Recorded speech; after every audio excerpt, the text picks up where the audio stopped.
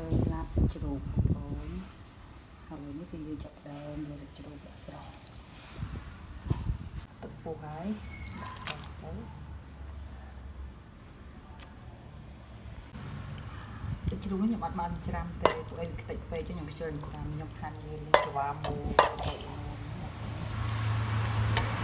ស្រោចវាឲ្យមកឆ្អិនល្មម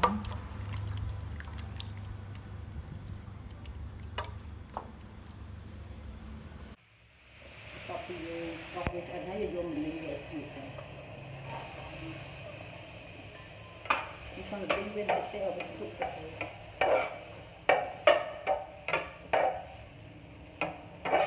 យើងមកដេញក៏បានយើងដាក់ស្រោចច្រែងមកទៅឲ្យស្រោចទឹកតែនេះខ្ញុំដេញឲ្យវារៀងស្ងួតពេកមកល្មមទៅនឹងទៅបាននេះចាប់ដើមស្រោចគ្រឿង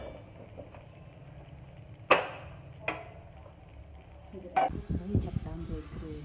ដាក់រ៉ូឌីស្ករសចេងអំបិលបន្តិចទឹកត្រីបន្តិច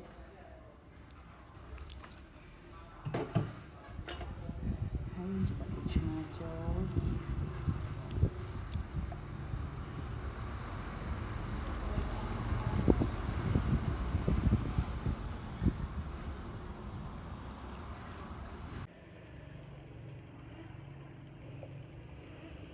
ទៅហើយ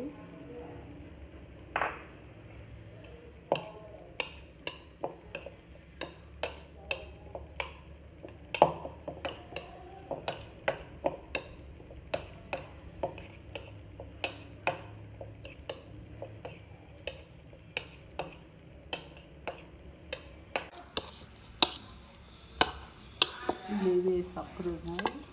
ចាក់កលទីមកមុំមកណាហើយថែមជាមួយខ្ទឹម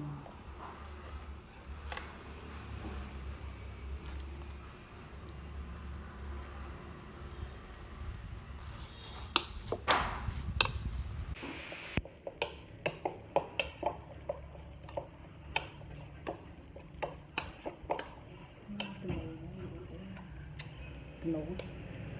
ដាក់បាត់ដាក់មួយជាទៀតរត់តែអេមហ្មង